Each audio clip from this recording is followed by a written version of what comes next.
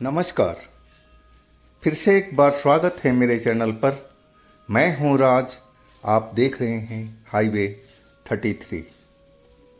तो चलते हैं आज की कहानी में। आज की जो कहानी है ये राजेंद्र जी का है। राजेंद्र जी एक ड्राइवर हैं और छोटा ट्रक चलाते हैं, लोडर। ये घटना इनकी 2002 की है। राजेंद्र जी यूपी के गाजियाबाद में रहते थे। तो चलते हैं हाईवे 33 के इस सफ़र पर। लेकिन दोस्तों, आपने मेरे चैनल को सब्सक्राइब नहीं किया है तो जल्दी से कर लीजिए और साथ में बेल आइकन को दबाना मत भूलिएगा। तो चलते हैं राजेंद्र की कहानी, राजेंद्र की ही जुबानी। दोस्तों, मेरा नाम राजेंद्र है। मैं एक ड्राइवर हूँ और लोडर ट्रक छोटा चलाता हूँ। ट्रक मेरा ही था। मैं किराए के घर में रहता था, गाजियाबाद में ही। लेकिन बहुत सारी दिक्कत होती थी। हमारा जो लोडर ट्रक था वो गली में सही ढंग से खड़ा भी नहीं हो पाता था और हम बाहर रोड पर, मेन रोड पर रखते थे तो उसमें तोड़फोड़ हो जाती थी। कुछ ना कुछ टूटा फूटा रात को खड़ा करते तो सुबह में ज़रूर मिलता था। और कहा जाए तो हम किराए के मकान से परेशान हो चुके थे। साल में मकान भी बदलना होता था, अगर नहीं बदलना है तो पैसे बढ़ा दो। कई तरह की समस्याएं हमारे साथ में लगी रहती थी। मेन समस्या थी पार्किंग की, हमारा लोडर ट्रक खड़ा करने का। और इसमें तो गली में कई बार झगड़ा होते होते भी बचा है। अब हमने कुछ पैसा इकट्ठा किया था तो सोचा था कि चलो कोई घर ले ही लेते हैं। और अपने में एक मित्र, एक अपने रिश्तेदार से सब बातें कहा कि भाई कोई हमारे बजट में कोई घर दिलवा दो। उन्होंने कई सारे घर मुझे दिखवाए, लेकिन समझ में नहीं आया। कुछ तो बजट से ऊपर थे और कुछ मुझे पसंद नहीं पड़ा, क्योंकि मेन समस्या थी पार्किंग की। हम पार्किंग के लिए ही अपना घर बदल रहे थे, ले रहे थे। तो जहाँ पार्किंग नहीं तो वहाँ रह के क्या फ़ायदा है। आखिरकार एक घर हमें जच गया था। वो घर उस कॉलोनी का स्टार्टिंग में ही था और गली के पास में ही हमारा जो घर था पहला, उसके पास में ही पार्क था। और पार्क का आबो हवा मुझे पसंद आया था। और उस घर में जो खिड़की थी हमारे बेडरूम की, वो पार्क में खुलती थी और वहाँ से नज़ारा भी सही दिखता था दिन में और हवा भी सही आती थी। घर तो मुझे पसंद पड़ गया था, लेकिन घर रिपेयर कराना पड़ता, क्योंकि जगह जगह से सीमेंट उखड़े हुए थे और उसमें रंग रोगन भी कराना ज़रूरी था। मैंने पूछा कि ये घर किसका है, कौन है, जो मेरे रिश्तेदार थे साथ में, और ऐसा क्यों ये कबाड़ा की तरह बना हुआ है। वो बोलने लगे, भाई इस घर में कोई रहता नहीं है, मकान मालिक तो कहीं और रहते हैं, ये घर किराए पर दिया था। अब किराएदार को तो जानते ही हो कैसे घर में रहते हैं, तो उनको खाली करा दिया गया है। कुछ महीनों से उनको यहाँ से निकाला गया है। मुझे अब चलो घर तो लेना ही था, पसंद पड़ ही गया था, तो सौदा हमारा अपने बजट से थोड़ा कम ही में हमें मिल गया था। मैं भी खुश था कि चलो पार्किंग की अच्छी जगह मिल गई और वो भी रोड के बगल में था। साथ में पार्क का साइड में खिड़की खुल रही थी, तो ले दे करके बढ़िया ही था। मैं अपनी पत्नी और करीब 1.5 साल की मेरी बिटिया थी, उसके साथ में रहता था। सुबह मैं निकलता था अपना लोडर ट्रक लेकर के और स्टैंड पर खड़ा होता था। वहाँ से पता नहीं कहाँ का लोडिंग मिले और फिर हम कभी देर रात में भी आते थे। तो यही हमारा रोज़ का दिनचर्या था। अब हम इस घर में सब कुछ हो चुका था, पेंट से लेकर के रंग रोगन तक सब कुछ, सफ़ेदी वगैरह कंप्लीट हो चुका था। तो हमने इस घर में अब शिफ्ट करने का फैसला कर लिया था और हम आ भी गए। इस घर में सही माहौल था हमारा। कुछ दिनों तक तो बिल्कुल सही सब कुछ चल रहा था। लेकिन आसपास में जो अंदर के गली में घर थे, ज़्यादातर लोग मजदूरी थे उसमें, और एक एक कमरे में 8-8 10-10 लड़के रहते थे और सुबह अपने काम पर निकल जाते थे और देर रात को घर लौटते थे। कहा जाए तो सारे उस गली में मुझे लग रहा था कि मकान मालिक तो रहता ही नहीं था, सब किराएदारी भर रखे थे। और ख़ास करके तो उसमें कोई महिलाएं हमें नज़र आई नहीं थी। तो मेरी मिसेज बोलने लगी थी कि देखो ना, यहाँ इस गली में मुझे कोई किसी से बात करने का मौका ही नहीं मिलता, कोई लेडीज है ही नहीं। है नहीं कि देखो, कॉलोनी नई नई डेवलप हो रही है, अब लोग बाग आते जा रहे हैं, लेडीज भी आएंगी, सब्र रखो, बातचीत का भी मौका मिलेगा। और नहीं तो हम ऐसा करते हैं कि मम्मी को गांव से बुला लेते हैं, कुछ दिन मम्मी यहाँ रहेगी, तुम्हारा भी दिल लगा रहेगा और बच्ची को भी संभाल लेगी। मेरी पत्नी ने बोला हाँ हाँ, ये तो बात ठीक है, चलो कल ही मैं बोल देता हूँ कि भाई, छोटा भाई लेते आएगा। और तय हो चुका था कि चलो मम्मी को बुला ही लेते हैं। अब इस घर में हमें करीब करीब 20 दिन के आसपास हो गया था। चैनो अमन से हम रह रहे थे। मैं रात को कभी 11 बजे आता, कभी 12 बजे आता, कोई परवाह नहीं थी। घर हमारा सुरक्षित था, मेरे बच्चे सब जो भी था बिल्कुल सही थे, मेरी पत्नी सही थी, मेरी छोटी बिटिया सही थी। कहा जाए तो किसी चीज़ का तकलीफ़ हमें महसूस नहीं हुआ था। और उस रात को मुझे अच्छी तरह से याद है, मैं जब घर लौटा था अपना, तो करीब रात के 10 का आसपास का टाइम हुआ होगा। और जैसे ही मैं अपना लोडर ट्रक अपने दरवाजे के पास में लगाया और उसी वक्त हमारा घर का दरवाज़ा खुला। वो तो जैसे ही मैं आता था मेरी पत्नी दरवाज़ा खोल देती थी, वो तो रोज़ का ही नियम था। और मैं तो सब कुछ समझा था कि सकुशल ही है, लेकिन सकुशल नहीं था। पत्नी तेजी से दौड़ती हुई और गोद में बच्ची लिए हुए और आ गई थी हमारे पास में, और उसके आंखों से आंसू निकल रहा था और बहुत ही डरी लग रही थी। मैं देख कर के थोड़ा घबरा गया था कि पता नहीं क्या हुआ मेरी पत्नी के साथ में। मन आशंका से भर गया था। मैंने अपने पत्नी से पूछा, क्या हुआ, क्यों इतना घबराई हुई हो, डरी हुई हो, क्यों रो रही हो, बात तो बताओ। वो तो सुबकियाँ ले रही थी और डरी हुई थी। बच्ची मेरी उसके गोद में थी, लेकिन वो सो रही थी। मैं पूछता रहा कि अरे कुछ तो बताओ, कोई तुम्हारे साथ में बदमाशी किया है, शरारत किया है, क्या हुआ है। लेकिन वो तो बस रोए जा रही थी। मुझे गुस्सा आ गया, क्यों पड़ोसियों को सुना रही हो, चलो घर के अंदर में चलो, चलते हैं। लेकिन वो तो घर के अंदर जाने को तैयार ही नहीं थी। मैंने बोला, आखिर तुम्हें हुआ क्या है, बात तो बता दो। वो बोलने लगी, घर के अंदर में भूत है। अब मैं भूत का नाम सुनते ही, नहीं कहाँ से भूत कहाँ से आ गया, हमारे घर तो बिल्कुल सही था, हम लोग तो इतने दिन से रह रहे हैं, कोई दिक्कत ही नहीं थी। बोलती नहीं, अंदर भूत है। यानी कि तुमने कैसे देखा भूत को, चलो अंदर। मैं गुस्से में था, मैं भूत प्रेत को तो मानता ही नहीं था बिल्कुल भी।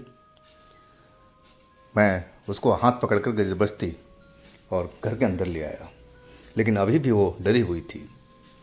वो बार बार उस खिड़की की तरफ देखे जा रही थी जो हमारे बेडरूम से पार्क के साइड में खुलता था, और गर्मी का टाइम था, और गर्मी में तो हवा बहुत अच्छी आती थी उसमें से। वो खिड़की की तरफ देखे जा रही थी। मैंने अब बोला कि अब बताओ, कौन सा तुम्हें भूत दिखा है, सब तुम्हारे दिमाग का वहम है, तुम अकेले रहती हो इसलिए कुछ देख लिया होगा। बोलती नहीं, मैं बिल्कुल देखी हूँ भूत को, मैं अपनी बच्ची को सुला रही थी। वो कहने लगी, सारी बातें डिटेल में बता रही थी। नहीं कि हाँ फिर क्या हुआ, बच्ची को सुला रही थी तो मेरी खटखट से खिड़की पर जैसे कोई खटखट कर रहा था, और मेरी निगाह उस तरफ उठ गई। खिड़की के जो पल्ले थे थोड़ा खुले हुए थे, थोड़ा बंद थे, अब मुझे लग रहा था कि खिड़की के साइड में कोई है। मैंने सोचा कि रात के टाइम में, चलो दिन में तो बच्चे उच्चे आकर के खेलते हैं, कोई बात नहीं है, लेकिन इतनी वक्त में रात के टाइम में कौन भला हमारी खिड़की पर खटखट करेगा। और मैं बच्ची को पलंग पर सुला करके और उस खिड़की के पास पहुंच गई। और जैसे ही मैं खिड़की का पूरा पल्ला खोला तो देखती हूँ क्या कि एक बुजुर्ग जैसा व्यक्ति खिड़की के पास खड़ा है और उसकी आंखें बहुत बड़ी बड़ी थी। लग रहा था कि उसकी आंख में पलके है नहीं, डायरेक्ट आंखें लगाई हुई है। मोटी मोटी सी आंखें मुझे दिखाई पड़ रही थी, जैसे बाहर लटक रही हो। और तो मैं उसका शक्ल देख करके ही डर गई थी और जल्दी से मैं दरवाज़ा, खिड़की के जो पल्ला था वो बंद करने लगी, लेकिन वो तो अपने हाथों से पल्ले को धक्का देने लगा था। मैं बोल पड़ी कि अंकल, ये क्या बदतमीजी है, आप किसी के घर में कैसे झांक सकते हो, जाओ यहाँ से आप। मैं तो उसे एक तरह का इंसान ही समझी थी कि बुजुर्ग है, शक्ल ही ऐसी होगी। मुझे ज़रा भी संदेह नहीं हो रहा था कि कोई भूत है, प्रेत है, मुझे ज़रा भी मालूम नहीं था। और मैं डांटते हुए खिड़की का जो पल्ला था वो बंद कर दिया था। अब मैं अपने बिटिया के पास आकर के पलंग पर बैठ गई थी, लेकिन वो तो खिड़की का जो पल्ला था वो तो बजाता रहा, जैसे बाहर कोई जानवर गुर्रा रहा हो। अब उस तरह की आवाज़ें हमें सुनाई देने लगी थी, जैसे कोई अपने पंजा से जानवर खिड़की पर घसीट रहा हो, पंजे को रगड़ रहा हो, खुरचने की आवाज़ आने लगी थी। और ऐसे लग रहा था कि वो खिड़की तोड़ ही देगा। अब तो मैं डर चुकी थी, मैं एकदम घबराई हुई थी। बच्ची मेरी सो रही थी और मैं बच्ची के पास में डर के मारे कांप रही थी। मेरी पत्नी सब बता रही थी, सारी एक एक बात को, कि उस वक्त में क्या क्या हुआ था। और मैं बड़े ध्यान से उसकी बात को सुन रहा था। हालांकि मुझे भूत प्रेत पर बिल्कुल भी विश्वास नहीं था, लेकिन मैं अपनी पत्नी की जो बातें हैं ध्यानपूर्वक सुन रहा था।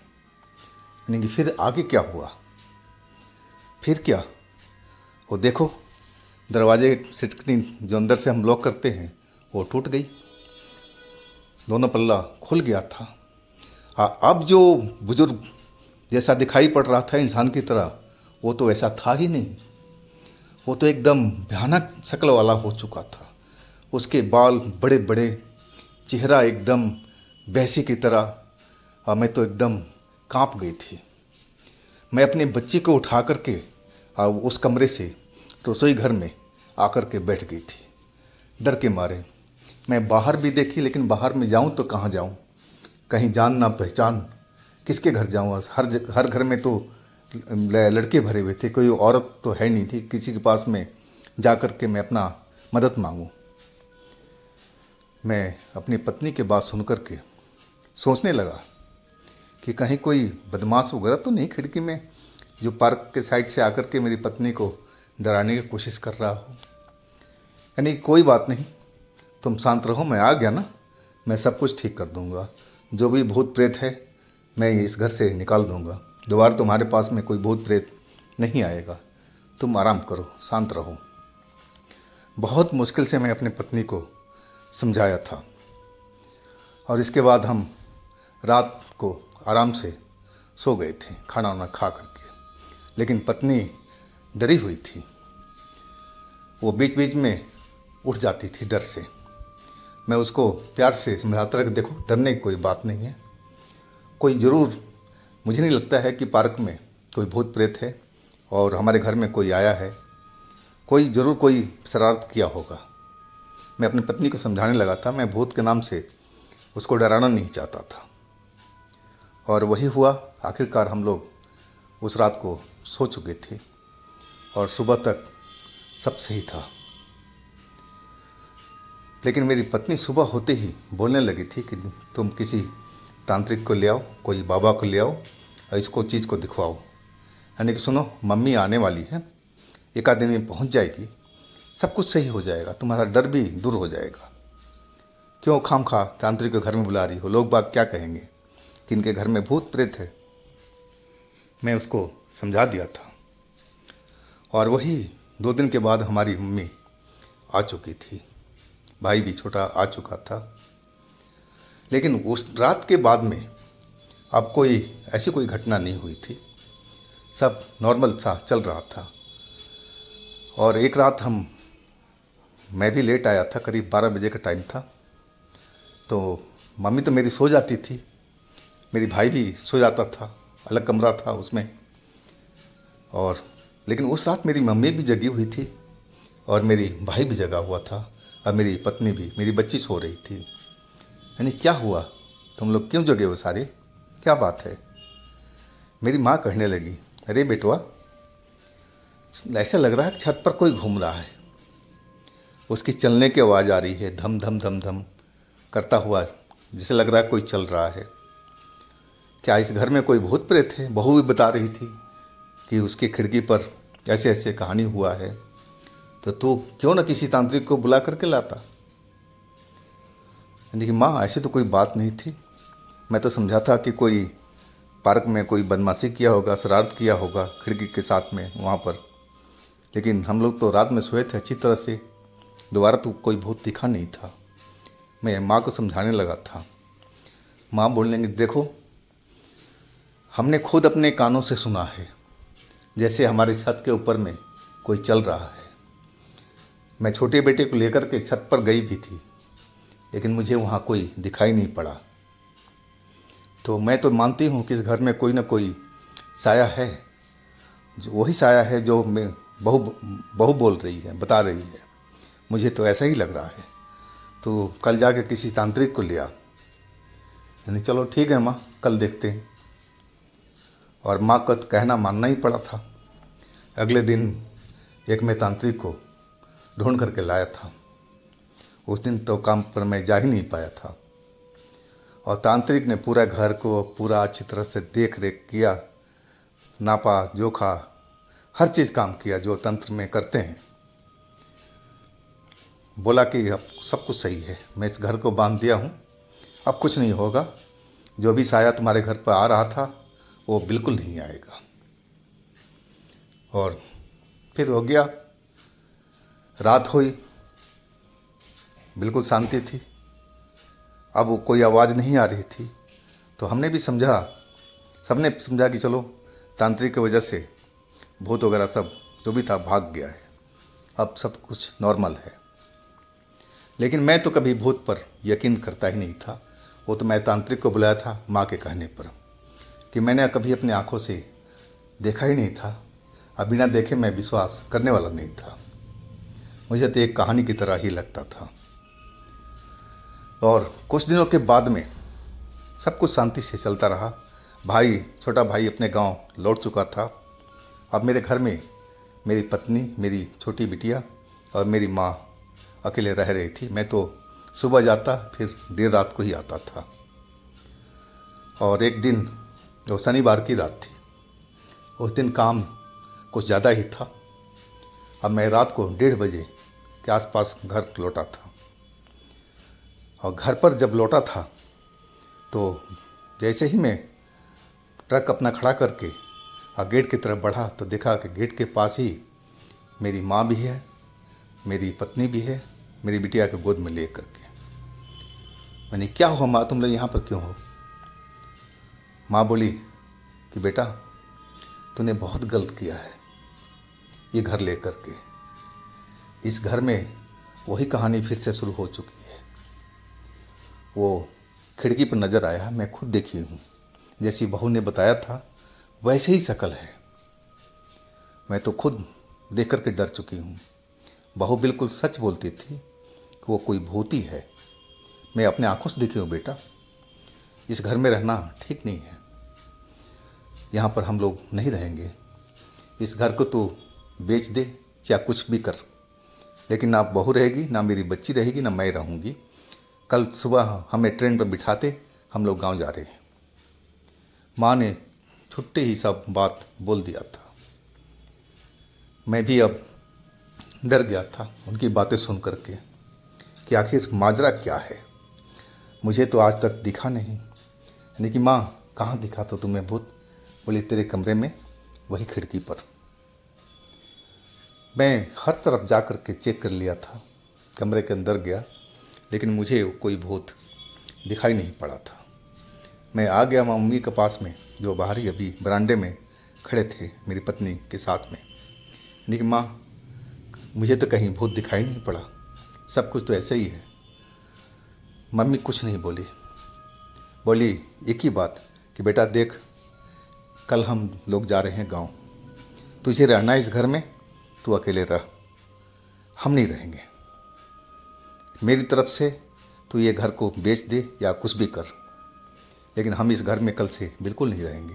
रात हमें किसी तरह से यहाँ काटनी है। मैं माँ की बात सुन कर के परेशान हो चुका था, और तभी उसी वक्त में जैसे लगा कि खिड़की फिर हमारा ज़ोर ज़ोर से बजने लगा था। अब मैं रुका नहीं, दौड़ते हुए उस खिड़की पर पहुंच गया। मैं अपनी बेडरूम वाला वही चीज़ देखता हूँ कि एक बुजुर्ग सा, उसकी आंखें बड़ी मोटी मोटी सी निकली हुई, जैसे पलकें उसकी थी ही नहीं, और चेहरा बिल्कुल भयंकर सा बना हुआ था उसका। देख, कोई एक नज़र में देखे तो समझ ले कि वो भूत ही है, शैतान ही है। और वैसे ही मुझे वो घूर रहा था, और उसके गले से गुर्राहट जैसी आवाज़ आ रही थी, और उसके जो नाखून थे हाथ के, वो भी एक लंबे लंबे छुरी की तरह दिखाई पड़ रहे थे, और वो पल्ले पर अपना नाखून को घसीट रहा था। उसकी आवाज़ आ रही थी। अब तो मैं जैसे वहीं पर सदमे में आ गया था देख करके उसको। मेरे मुंह से तो आवाज़ भी नहीं निकल रही थी, और तभी माँ दौड़ती हुई आई थी और मेरे हाथ पकड़ करके खींचती, क्या तू यहाँ मरने के लिए आ गया? तेरे को समझ में नहीं आता कि घर में भूत है? फिर तो जैसे मैं सदमे से बाहर आया, सब मैं अपनी आंखों से देखा था। मैं कैसे ना विश्वास करूं कि वो कोई चोर था या कोई और था। वो तो शक्ल ही ऐसी लग रही थी जैसे भूत हो, हाथ के नाखून लंबे लंबे, चेहरा इतना भयानक, आंखें मोटी मोटी सी बाहर जैसे लटक रही हो। मैं कांप गया था वो सब चीज़ देख करके। माँ बोलने लगी, अब तो तू देख लिया ना, अब तो तुझे विश्वास हो गया ना कि हम लोग झूठ नहीं बोल रहे हैं बेटा? यानी कि हाँ माँ, यानी कि चलो इस जगह पर हम लोग अभी से नहीं रहेंगे, हम चलते हैं अपने एक दोस्त के पास में। और मैं सबको अपने लोड ट्रक में बिठाया, हम चल पड़े थे ताला बंद करके घर। अपने दोस्त रिश्तेदार के पास हम पहुंच गए थे, और मैं वही रिश्तेदार था जिसने मुझे ये घर खरीदवाया था। अब मैं उसको सारी बात बताया, नहीं भाई, इस घर को तुम वापस करवा दे या किसी और के भिजवा दे, कुछ घाटा भी लगे कोई परवाह नहीं है, लेकिन हम लोग उस घर में कभी नहीं रहेंगे। ऐसे ऐसी हालात हुआ पड़ा है। वो हमारा दोस्त रिश्तेदार मेरी बात को समझ गया था, और माँ ने तो बहुत खरी खुटी उसको सुनाई थी कि तुम लोगों को तो पता होना चाहिए था कि वो घर में क्या चल रहा है, पड़ोसी से पूछ लेते, कोई जानकारी कर लेते। वो रिश्तेदार तो जो था तो बोलने लगा, माँ हमें कैसे मालूम होता, हम तो सस्ते के चक्कर में उस घर को दिलवाया था। लेकिन जो भी हो, उसके बाद हम लोग उस घर से सामान लेकर के आए थे सारा, जो उस घर में था हमारा, और हम किराए के घर में रहने लगे थे। और कुछ महीनों के बाद में वो हमारे रिश्तेदार ने घर को बिकवा दिया था, लेकिन उसमें भी मुझे घाटा हुआ था, लेकिन चलो उसकी हमें कोई परवाह नहीं थी। तो दोस्तों, ये थी राजेंद्र जी की कहानी। अगर आपके पास भी अपनी इस तरह की कोई कहानी है तो हमें ज़रूर शेयर कीजिएगा, और हमारे दूसरे चैनल पे भी विजिट कीजिएगा, उनमें भी अच्छी अच्छी कहानियाँ डली हुई है जो आपको बेहद पसंद आएगी। लिंक मैं नीचे डिस्क्रिप्शन बॉक्स में दे रखा हूँ। तो मेरे इस चैनल को भी सब्सक्राइब कीजिएगा, लाइक कीजिएगा, शेयर कीजिएगा, और फिर हम मिलते हैं अगले दिन एक नई घटना में, एक नई कहानी में।